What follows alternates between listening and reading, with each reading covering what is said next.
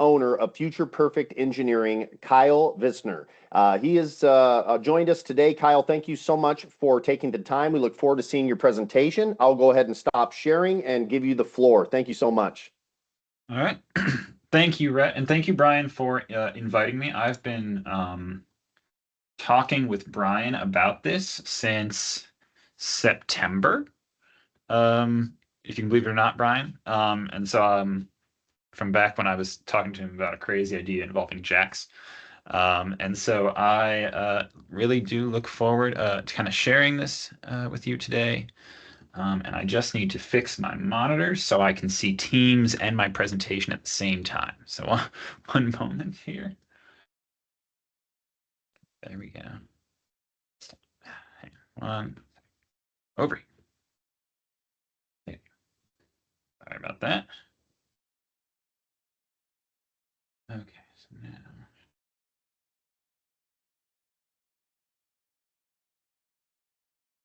Sorry.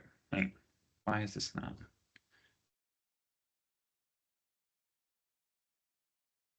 Share. Share this screen.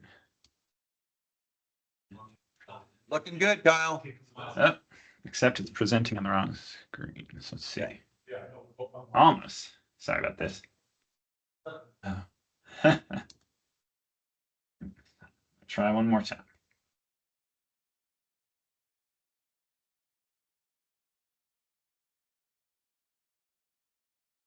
Okay.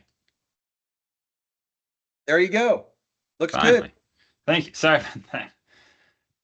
I spend my life working with technology, and yet I can't make video conferencing tools work. So I don't know what that says about the world. Um, thank you all for taking time to listen to me, and thank you, Brian, for inviting me. And yeah, I want to talk to you today kind of about kind of some future applications of robotics. I'm developing for the construction industry to try to make them safer. So, I'm Kyle. For most of my career, I've kind of been making things that make people's lives better. I graduated from Rochester Institute of Technology with a degree in computer science, focusing on robotics back in 2013. And since then, I've worked at a variety of local software companies. But critically, for the past 6 years, I've been running my product development kind of services company, Future Perfect Engineering, and we specialize in kind of engineering services for startups. You can see some of my client projects over here. I've got everything from a FDA cleared ear cleaner. This one in the middle is the Lumigear Halo. Some of you guys might be familiar with that with Matt. They've been a client with us for quite a while. And then this one down in the bottom is actually something you guys might find pretty interesting. It's a bathroom. It's basically a robot shaped like a bathroom. It's like the world's fanciest porta potty that we helped develop. It's got remote doors, tanks, lighting, tamper resistance, all kinds of things that we've helped make that for a company out on the East Coast. But I'm also now the founder of a new company called Quark Constructs.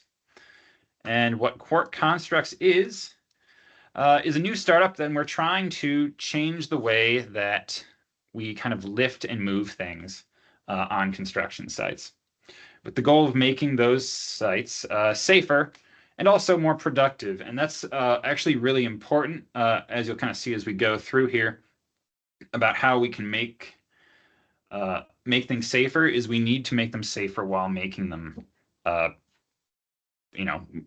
better and more profitable. Otherwise, we're going to run into a lot of issues. And so why am I here? Simply put it, because especially after talking with Brian, I think what we are developing here can have a really massive impact for workplace safety, both in Washington and across the country. And I really want to connect with safety experts, kind of like all of you. I really want to learn from you, kind of get feedback, understand how you see the problems I'm kind of bringing up and looking to solve, and maybe how we can deploy what we're working on eventually. And I'd love to just to kind of share what we're doing with the community. So I think to start off, the presentation, I want to start with this quote from Douglas W. Hubbard. He's an expert in something called decision science, kind of understanding why it is groups of people make the decisions that they do.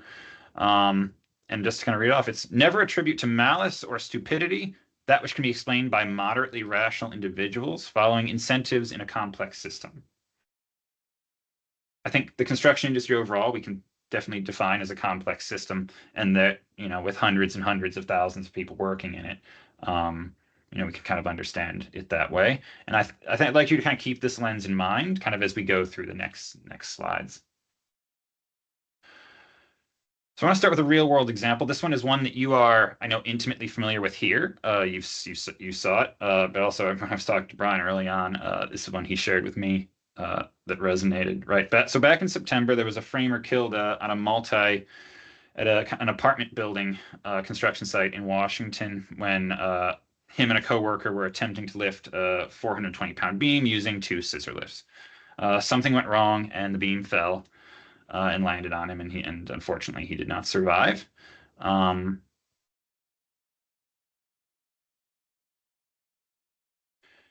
critically, there were, I think, 2 recommendations from this incident in the FACE report that really stood out with me. And there are, that really, you should be using the correct equipment, right? You should be using forklifts, cranes, or material lifts, not the scissor lifts to do the lift. And you should be training your workers how to do that correctly and to not use the scissor lift, put things in the guardrails, right? But there's a real problem, I think, as systematically with recommendations like this, and it's that they are at least, like, if we look at even this one, this is at least twice as expensive to implement and do than just using the scissor lifts, right?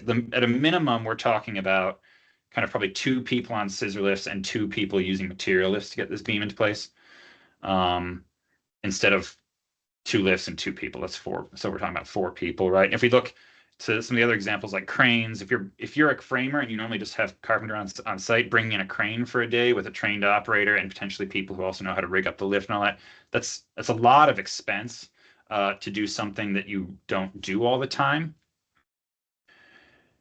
And that caused a lot of problems because if we look at the construction industry overall, there's just not a lot of extra money. And I'm sure that you guys know this even better than me, right? 92% of construction projects will go over budget or schedule or both, right? It's more than 9 out of 10, right? It's almost a certainty that if you're working construction, you'll go over right now. And the average construction project will go over its budget by 16%. The average net profit margin of a construction company is only about 4.2%. And that actually right now happens to align very closely to what the current yield on the 10-year treasury is. So if you were to choose between building a building or leaving your money in a savings account, you'll get more money by leaving it in the savings account right now. So when we talk about how do we make construction sites safer, and the solutions we're looking at are to make it more expensive to build things, it's going to be very hard to actually systematically get that adopted. And I know you're probably like, at this point, Kyle, you're an engineer. What do you kind of know about safety on construction sites? And so I would say you don't really have to take my word for it, right?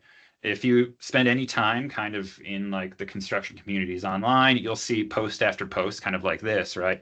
I've maxed out my scissor lift and then stood on the rails and reached out to get the job done. I wouldn't let my employees do that, but it's my company and the job needed to get done. I didn't want to wait another day to have a bigger lift delivered and charge delivery fees. You do what you have to do to get the job done, right? And the data tells pretty much the same story if we kind of look at it, right? Over the past decade, construction sites have gotten more dangerous, not less dangerous, right? Fatalities have increased, if you look on the per 100,000 worker basis, by 3.3%, right? So in certain specialties, in particular roofing, we've had very large increases from 2000 to 2022. Fatalities in roofing have increased by over 20%. Now, this is nationally, this isn't in Washington. But also, it's pretty flat now for a very long time that about 1 in 10 workers each year will be injured in some way. So the way we're going about trying to make these job sites safer, it's just not, it's not producing results, right? And to take it back to this story around incentives, right? In college, I also studied economics, so I'm very big on incentives. Um, the incentives are overwhelming when you look at construction to get what you need to get done using the equipment and the people that you kind of already have to do the rest of the work, right? So kind of back to the story we already talked about at the beginning, right? If you're a framer, you already have a couple people on site with scissor lifts and you need to lift a single beam into place. It's like the incentives are incredibly strong to use those scissor lifts to do it, right? Because otherwise, like the bid you'll be putting in is much higher, you might not get as much work. And when the margins are so narrow, right, we're talking about the different small changes in business can be the difference between profitability and bankruptcy, right? So it's very hard for these companies to make those investments. And this is actually another example. I found this, if you look on the right here, that is a couple £100, probably a heat pump for an HVAC system, and you can see they've used the material lift they brought to put it on top of the scissor lift to lift it up.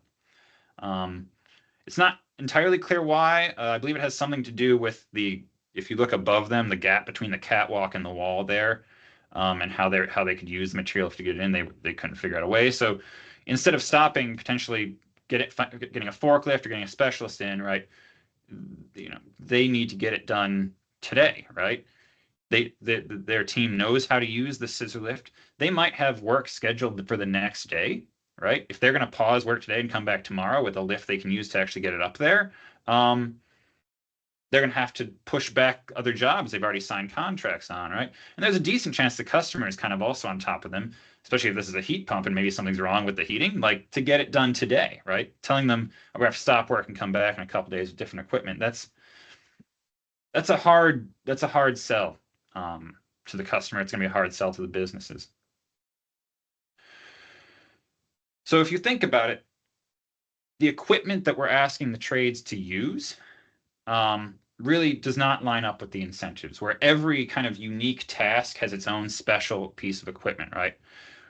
What we need to really line up with these incentives and to make a big impact is things that are flexible and adaptable, like a drill kit, right? You can go on, with a single drill and a set of bits, you can drill almost any size hole that you need. You can screw in almost any size screw. There's all kinds of special things. You can get sanding discs, all kinds of crazy stuff.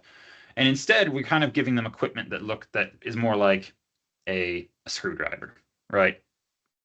If you happen to have that exact screw in front of you, it works great. If you have any other screw, you're going to have to go get a different screwdriver. So that kind of leads me to the core thing I've been trying to get at through a lot of this early part of this presentation, which is that single purpose equipment like this, like scissor lifts, right? Like these little material lifts, like boom lifts, right? Where it does one thing, it's for lifting just a person or just materials within a certain context, is a real driver of unsafe job sites. And I'd like to kind of show you some examples to explain that. So, I mean, I'm sure many of you have seen this before. This is a mass lift. It's designed to lift a single person. It's not really for use with any materials other than maybe what you can fit in your pockets. It has to be on, like, basically, it has to be on a concrete pad, right? It has to be extremely level. The basket size is only as large as the chassis that you're sitting on, so you're kind of limited there based on access. Critically, it weighs almost, like with a person in it, it weighs nearly 2,000 pounds. That's really important because, if you look at like home building, right? A lot of ladders. If you go and look on communities about like unsafe practices, a lot of them you'll see are in single family homes being built. Well, single family homes have stairs, all right? You can't take a 2,000-pound piece of equipment up and down stairs, right? Or what if you're renovating a historic building, right? You want to use this instead of ladders. there's a decent chance there's tile floors, and you can't drive a 2-ton lift across it without doing a lot of damage. Then we have, similarly, things like forklifts like this, right? It's mainly lift for lifting materials that are kind of on pallets, or things that are kind of designed similarly. You're not really supposed to lift people, though. Again, if you kind of look around, you'll hear plenty of stories of people where they put a pallet on there and someone stands on it. You can't get it inside; it's too large for that. To even use it, it needs a lot of space, and it weighs 8,000 pounds, so you need a semi truck to bring it in. And then, like, what if you want to use this to build a deck on a finished house and they already have landscaping, right? You can't. It's gonna be a hard sell to go to the owner and be like, "Yeah, I'd like to bid on building your deck, and I'd like to drive my forklift through your landscaping." And what if you're in like an alleyway in a city? Now you run into a lot of problems because this thing is, it's large. It takes a lot of room to maneuver. And kind of the same story with like larger scissor lifts, right? Hard to maneuver. It's going to damage your finishes very easily. You're not really supposed to carry a lot of materials in it. These large ones you can do some. Weighs too much to go in almost any elevator, right? A single stair and you're not getting it in, right? And what if your site's not level? So what this means, if we kind of look at it, is that trades on site are constantly having to work around the limitations of their equipment, right? This means that it's often very slow and expensive, right? Or it causes injuries or fatalities, right? If you look at these examples, this top one is actually from Genie's official marketing material, right? That is a 60-foot boom lift and 5 people just to lift a single solar panel, right? That'll take, if you're installing 100 solar panels, that'll take days just to get them all up there, right?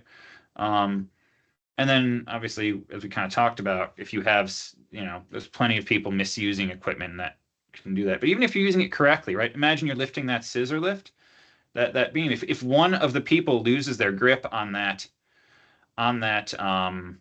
solar panel, the other person is probably going to be at pretty high risk of getting an overuse or overexertion injury as they strain to hold that solar panel in place, right? So even using the equipment we have correctly produces a lot of non-fatal injuries that can actually kind of accumulate and really affect the well-being of the workers who are using them over time.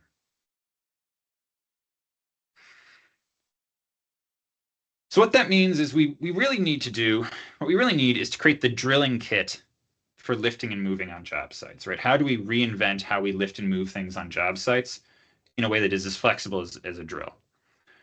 Something that adapts to the reality, like every unique site, right? Some people are building homes, some people are building stadiums, some people are renovating historic buildings, right? We need tools that can adapt to those situations, right? Tools that don't ask the trades to do all of the adapting, right? We're not leaning on them to figure out how to get it done, right? The tools should help them get it done. It has to work within the existing incentives, right? Which I think critically means we need to re-envision the way we do this in a way that makes it cheaper to be safer, not way more expensive to be safer. So what does this drilling set kind of the future look like for lifting? Well, imagine instead of having, in the initial example, instead of having kind of 2 scissor lifts and a beam, you had a kind of half shipping container, kind of like this that was on your site. Go. And then inside that shipping container, you have a bunch of modules that you can quickly build into the lifting solution you need, almost like smart Legos, or if you've ever played with when you were a kid, kind of those little Legos you could build little robots with. Kind of same concept here. You have a bunch of these modules, and you can rapidly set them up to lift what you need, and you can build them into multiple lifters like this. So let's say you want to lift a beam. You set up 2 lifters. Maybe the person on site pulls out an iPad. It kind of guides them through how to do that. And then the lifters communicate with each other almost like drones. So they understand what they're supposed to be doing, and so they can flexibly adapt to whatever you need. So you want to lift a beam. It's as simple as kind of setting up 2 lifters in a line, and then on your iPad saying, "Now please lift the beam." Right? If you need to lift a heavier beam, you need more payload. You just need a couple more lifters, right? So if that shipping container comes with 10 of them, right? And you're like, oh, well, this beam's heavier than we planned. So you can just pull out 2 more. You can even do things like this. You'll be able to quickly set up very large platforms that could lift people and materials, which could be huge if you look at ergonomics, right? If we look at imagine someone painting, being able to bring the paints they need to mix up there, paint the wall, and come back down, not having to come back down to get the paints. And because we're not kind of bound by the limits of the chassis, we can build platforms of kind of any size you want, right? From small ones that could fit in a space like a ladder to large ones that could lift multiple tons and multiple people. And you can even do things like this. We can have coordinated lifts where the lifters wouldn't even be connected. But because they can all wirelessly talk to each other, again, like drones, you could do coordinated things. So kind of back to that example at the start, right? You could have a beam which you lift into place. You could have platforms which can be raised independently of that, but will raise to the appropriate height for the person to work on the beam ergonomically.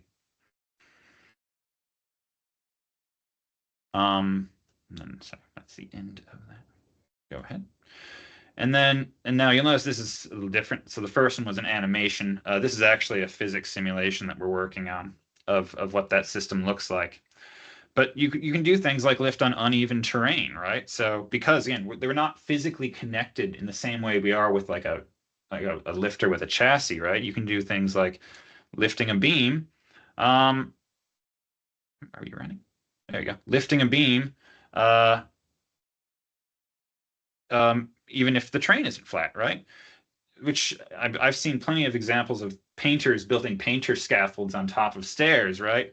I mean, and they're often not very safe. But using a system like this, they could build it at ground level, lift that up, get their work done, and come back down safely. Go to the next slide, please. And then in the future, right, this would be down the road, you could even kind of talk about moving them, right? So,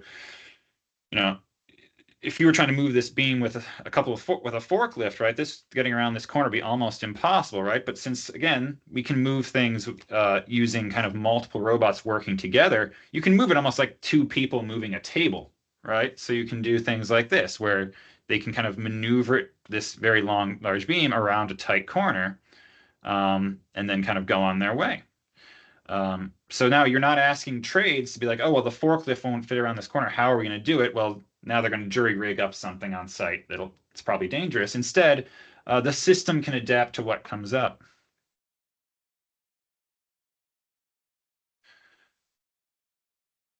So by developing something like this, what we're really looking to do is align the incentives that I talked about, right? The incentives to get work done with what you have already brought on site, especially when unplanned things come up. With the tools, we're sending the trades out to do it, right? We're not going to leave trades stuck with the wrong tool for the job, where like they have a scissor lift, it's slightly not high enough, and now someone's going to climb on the rails to finish the last part of the job, right? We're not going to do that. It's modular, right? If it need to get it higher, one of the things we're envisioning is allowing you to have one column and then a second column on top, and they'll lock together to extend the potential lifting height of the system. Because we're not talking kind of about simple kind of dumb pieces of industrial equipment. We're talking about intelligent systems with sensors, right? We can actively prevent unsafe use. We can enforce certain OSHA and DOSH requirements in the system itself, right? Because we can build larger platforms and enable prefabrication at ground level, like I know the gentleman from Turner mentioned a couple months ago. It's just way more ergonomic. You're talking about less ascending and descending with materials. You're talking about being able to work at ground level in a way that people are not going to get as many overuse and overexertion. It's a more ergonomic way to do work. And we can enable that because we can easily create a system that can adapt to the space and the task, right? Rather than kind of something that's locked in place. And another key one is, the modules are designed to be small and easy to move around. So you'll be able to build these things in places that are currently dominated by ladders, right? So if you think about home building, right? you'll be able to take the modules upstairs, assemble what you need upstairs, get the work done, disassemble it, bring it back down, instead of having to use ladders or jury rig up something, stacking a ladder on top of Home Depot buckets, which there's plenty of pictures of that. So we're gonna try to solve that problem. So to kind of get back to why I'm here, why I'm talking to you today, I'm really looking to partner with local innovators to have conversations with them to understand their needs and to figure out how we can make sure that what we're looking to build is really impactful, right? And really helps you guys get the work done that you need to get done better. So if you think this could make a difference, if you'd like to talk about potentially piloting it in the future, or if you have any feedback, I would love to have a conversation. I'll buy you a beer or coffee, your choice. So feel free to reach out. I have my info here at the bottom of the slide. I also I will put it in the chat in a momentarily. And yeah, thank you. I'm happy to answer any questions that have kind of come up or talk through anything. I also have some FAQs after this if no one has any immediate questions that I can quickly run through. Wow, this is very innovative and the new direction. Thank you so much for sharing this information. What questions do we have for Kyle? Is there anybody out there? We got a pretty big group today, almost 70 folks. Thank you everybody for your attendance. Anthony, please, anybody can speak up, unmute your microphone. Thank you for raising your hand. Anthony, what do you got for us? Question. This is great when you're just going up and down vertically. I have a lot of applications where, for instance, I'm doing beams where you got to go up and over and here and there and yonder. Is that being taken into consideration in your future? Yeah. So first of all, I'd love to learn a bit more about the specific you're talking about, but because kind of what we're talking about is when we talk about building something that's modular, right? So to go back to, actually, I'll just go to the next slide because it has a picture of the modules on it. Let me get back to the question. But when you talk about these modules, they're easy to make more of, right? So let's say, yeah, you had a beam that you need to get over something, right? You could have two on one side that lifted the beam. You could have another on the other side prepared to receive the beam. And then we could design just a module in place of kind of the standard yoke there, the little U-shaped yoke that had like a roller on it that would push the beam across, right? So because they're smart and then we're not designing an entirely new machine, right? We're just like, we'd make a specialized rig to solve that problem that just goes on top. And then in software, we can tell them to do almost anything we want, right? So yes, the idea is, yeah, that we can cover more things over time. Yeah. Thank you. Other questions for Kyle? Thank you, Anthony, for that question. What else do you have for us on facts, Kyle? Sure. Well, I think Ronald has his hand raised. Oh, yeah. So what I'm curious about is kind of your projected development on this and where you're at in production. And do you have any sort of like operable models yet that could be used to kind of give people a hands-on or visual opportunity to really learn more about what you're attempting to do? Yeah, that's a great question. So right now, in terms of communication things, kind of they're all virtual like this. We are actively talking to both some large general contractors who have a lot of interest in potentially working with us, as well as various investment avenues to actually build out the what would be the first modules. Because it would, when we're talking about wanting to reach a bar of we want to lift like people and things around people, there's a certain level of engineering that's needed to be done, right? So we don't want to make something quick and dirty that could hurt someone.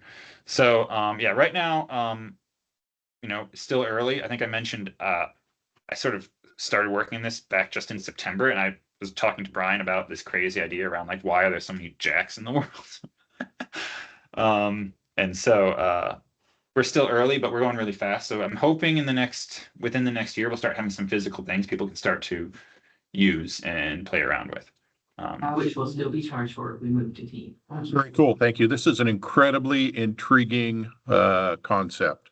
I personally, I think that there's a pretty good future for this. Well, thank you. Did I hear someone else asking a question? Or I don't know if that was in the background. Hey, Looks Kyle. like Christian has a question. Okay. Hey, Kyle. Are these things a concept right now, or do these things exist in the world yet? Or is it just hey, we're thinking about this? They exist digitally is probably the right thing. So we're beyond kind of the thinking about it phase, right? We're in the early like identifying all of the problems that people have and how we're going to solve them, as well as starting to line up how we're going to build them, right? But they don't physically exist yet. All right. Here I can run through the other FAQs. So yeah, the first one here. Yeah, how heavy are they? This comes up. The goal is really to make all of the individual modules light enough that people will be able to move them around either by hand or maybe with a hand cart or a dolly or something. Because one of the key things I think we need to solve is how we lift things when there are stairs, right? If you need to get it up and down stairs in a home. So we are aiming for that now. How heavy they'll be, there's a lot of material science and engineering that has to go into figuring out that exact number. But yeah, the aim is to make it light enough people can have. Another one that comes up is, will the bases have wheels? The idea is, yeah, so not pictured, mainly because they're kind of hard to simulate well. But yeah, yes, they will have retractable wheels. And as I showed in that one thing, that we expect them to be even drivable, right? Where a user with basically a tablet behind them would be able to kind of tell it how to go around the corner or to move back and forth or to adjust its position. And the one other FAQ I've got is what we're aiming for at a max height. There's some engineering work that has to go into that, but the initial thing we'd cover kind of what I would say ladder height. And then eventually kind of moving to higher levels. All right. Well, and Dale, I see your comment there.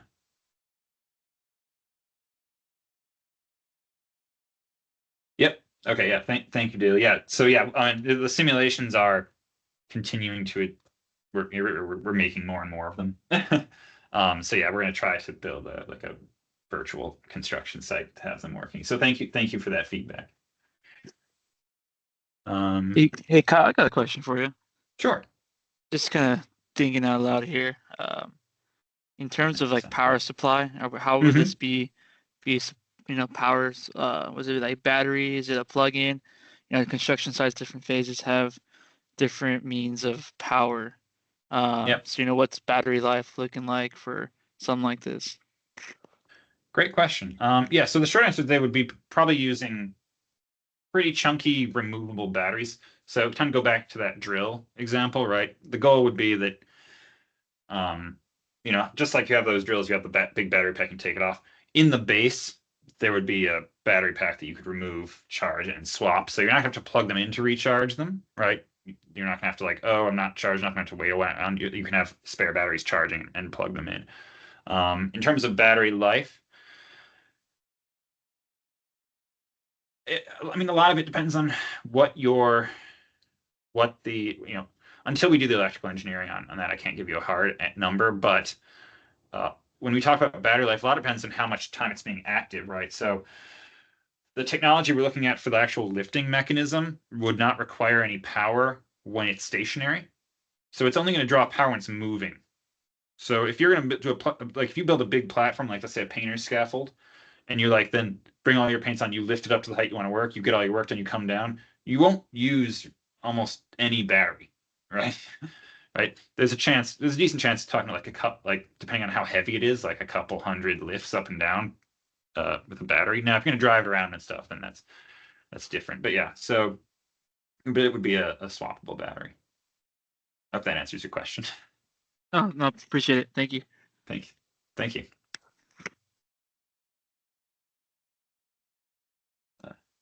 Other All right. questions? Dan looks like he wants to say something. Maybe. We're seeing Dan's walking on a job site. It must be. I can see some of the drill rigs in the background. So Yeah. Question he's- here is, can you hear me? Yeah. Redundancy in terms of if you were to have the system stop working, and if you've got alternate replacements, let's just say it dies out and you're halfway up. And what can you do? And in terms of wireless, any issues with signal loss, things like that can possibly go wrong at a job site? Yeah, so good question. So in terms of redundancy, we're not looking to use pneumatics or hydraulics, which fail catastrophically, right? If you lose pressure in your cylinder, it falls, right? We're looking to use mechanisms more based on screws. So if you have a screw spinning, right, and we lose power, the system would just kind of stop, and you would probably have to find a ladder to get them down if it truly is stuck in some way. Something weird happens, but it would fail statically, so therefore it kind of fails safely, right? And then to answer your second question, which sorry, actually, I kind of lost my train of thought there while I was talking about the what was the second question, Dan? I do apologize. It had to do with communication. You talked about wireless. communication. Thank you. Yeah. So we are looking at using a technology called ultra wideband, which is actually the same technology your phone uses for if you have those the little hockey pucks, you put in your keys to find them. We're looking at using that as a communication technology as opposed to something like Wi-Fi or Bluetooth. It has a lot less interference issues. So, and the idea is actually they would not need like external Wi-Fi or anything to talk. They will talk to each other over their own little network they create. So as long as you're not like in an active like manufacturing site where or like inside a power plant where you might be producing truly massive amounts of interference, that shouldn't be as huge issues. Yeah, it's not like Bluetooth or Wi-Fi where there's a lot of issues with interference because those are very short range and tend to and there's just a lot of devices that use that spectrum. This would be different. I hope that answers your question. Yeah. One other question I have is, sure. I assume the working platform is concrete, asphalt. You're not talking about being on bare earth. Do you mean the upper platform? It would be no, in terms of what these devices are resting Oh, upon. yes, sorry, underneath the base. So that's a good question. So probably for the first version we make, will probably be for a flat platform like concrete, right, or a prepared platform. But one of the things, again, because we're talking about modular and we're talking about we have batteries, we have power, one of the things we would be looking to do later on would be you could envision the bases would have outriggers that would come out and then they could automatically level themselves on whatever they're sitting on, including potentially bare earth, and then they could do the lift. So that actually, it's not pictured because there's only so many things I can picture at once. But that is something we're thinking about, and we do believe that down the road we could solve for bare earth or even like hillsides and things, right? But it would be having the right modules to handle that scenario. Yeah. All right. Well, I think we're at time, Rhett. Yeah, absolutely. Hey, thank you so much for joining today. I'm going to go ahead and pull up my screen here and wrap things up. We already have gone through questions, but I do want to let everybody know that our next safety summit will be on none other than January 8th, 2025. If you can believe it, please.